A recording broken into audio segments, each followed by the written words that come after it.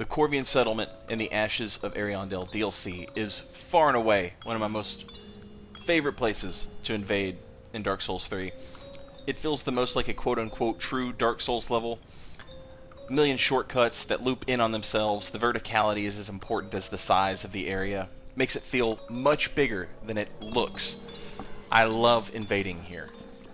And in this video series I wanted to go over some of my favorite places to invade and kind of show you guys what I love about these places. Feel free in the comments to chime in. Let me know if you've got anything that I missed. Here, these two have just found their way to the bonfire room. They're looking for me. I've hidden away with the obscuring ring and the millwood bow. I call this thing the Park Ranger Landlord because it forces campers to move. This is a great weapon.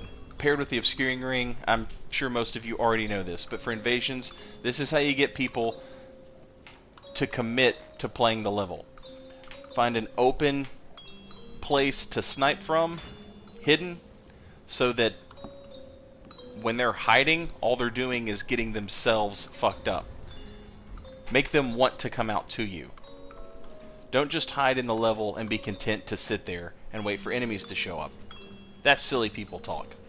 Now they've used Way of the Blue to call in some reinforcements, and I don't blame them for doing so. If you've got an invader as annoying as myself hanging out, that's probably the thing that you want to do. Now, the Millwood Greatbow has those explosions, but you can also use the Black Knight Greatbow, or I'm sorry, the Silver Knight Greatbow, or you can use the Oni Slayer. But I like those explosions, and on a quality build, that works best. This is a quality build, 40-40, 40-40. It's very important that we know our retreats. This is a beautiful, beautiful exit right here. This backdrop looks like it belongs in a Roadrunner and Wile E. Coyote cartoon. It is a treacherous fucking ledge. And invaders, we can fight on a treacherous fucking ledge because we're used to absolute chaos. We're used to the win now mentality of invasions. Whereas these guys, if they are familiar with PvP, and keep in mind this is at level 125, so, you know, I'm assuming they stopped here for a reason. If they are familiar with PvP, they're probably used to the duel mindset, where you got 3 minutes, just win when you can. As opposed to an invader trying to make every second count and milk everything you can out of every moment. Now, and feel free to continue doing this, I don't care. But you guys, a lot of you will leave stuff in the comments like, oh, you should have done this, you should have done that. And in hindsight, it's very easy to think or do those things. But in the moment, it's a little harder to get your mind around what's happening. I used that ladder as a choke point, and I took away the only thing he had against my straight sword barrage, which was rolling out. He can't roll out. He's on a roof. Where's he going to roll to? Off a ledge. And that's not smart. Never roll off a ledge.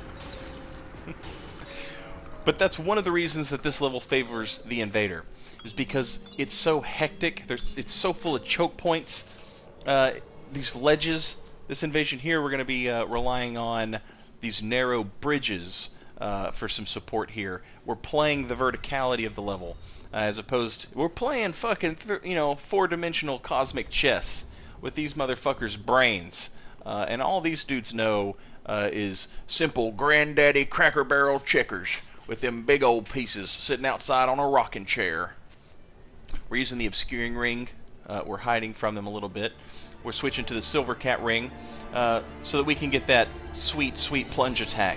And if you can hear that music building in the background, then you know exactly what sort of dramatic shit is going down.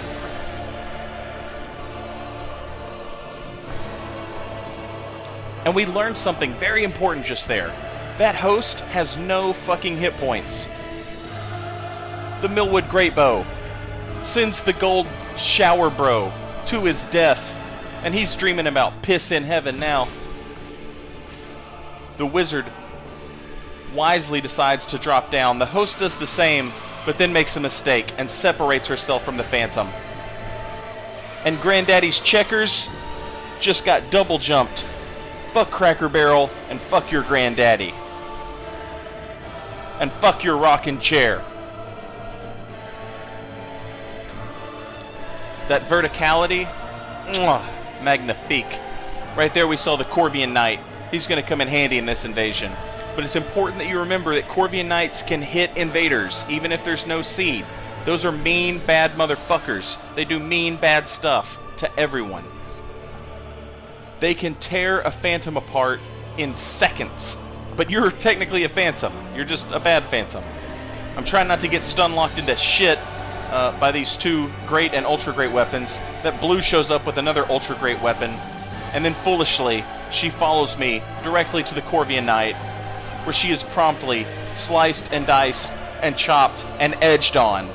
And now the party has nothing to show for her existence except a Corvian Knight that's ready to butt-fuck them with all of the millions of knives in his Freddy Krueger hands and his S-Stock best stock.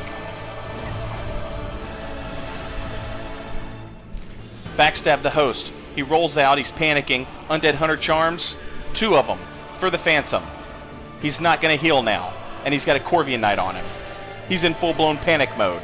The host, he's experiencing straight sword hell. That Phantom, he's a full-blown corpse now. The host whips out his parry shield, which is basically saying, I understand PvP, but I don't understand how bad I'm getting my shit kicked in right now. True to form, I take some lawn darts to the hip, but it's no big deal. I've got my katana out. It's been upgraded. +9 aggravation, +9 annoyance, +9 butt poke stick. This host, the win now mentality has taken over. He threw out his R1s. I didn't take the bait on any of them, and yet he still kept throwing out attacks. Now he's blown all of his stamina, and all he's got to show for it is an Undead Hunter Charm and 2 roll backstabs. He goes back to the parry shield, easy to read. He goes for the setup on the second R1. Possible, not probable. GG. Tore him apart. Just tore him the fuck apart in a matter of seconds.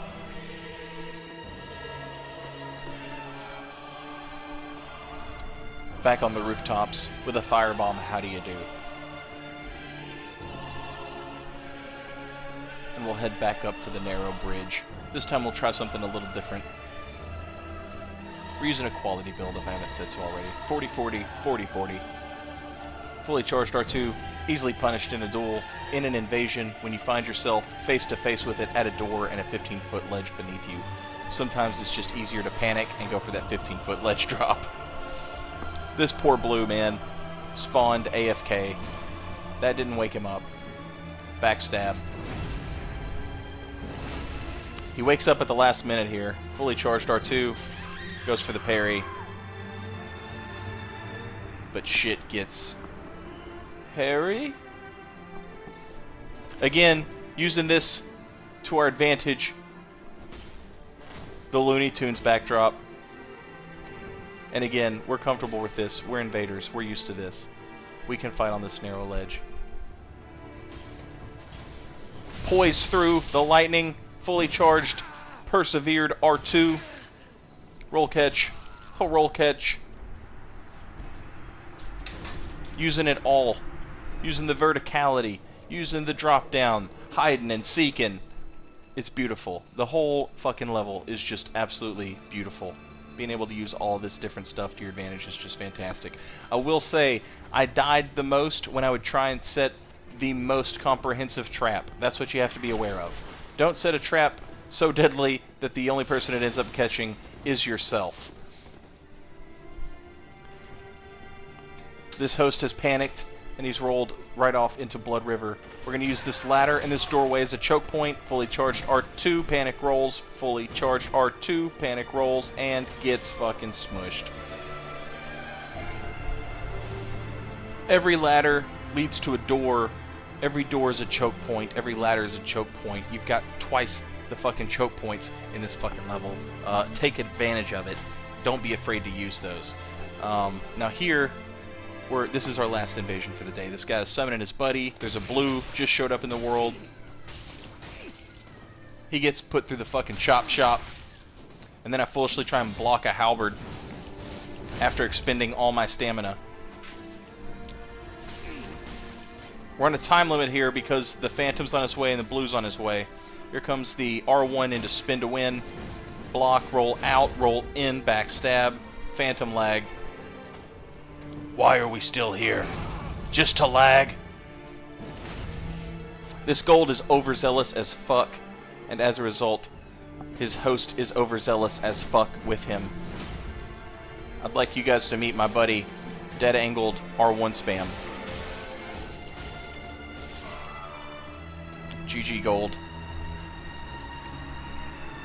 The host pops a seed thinking I've retreated into the enemies. I don't give a shit about the enemies. All I give a shit about is swapping to this beautiful, big, black knight, great sword, two-handing that big motherfucker, and then thrusting with the biggest plunge into your fucking anus that you've ever seen. I love this level. It's beautiful. Feel free. Come on by the Corvian Settlement. Pop your red eye orb and really just give people hell. Next time, we will be exploring one of my other favorite places to invade, the Cathedral of the Deep. And I will see you guys there. Thanks for watching. If you got any ideas, leave them in the comments. Later, y'all.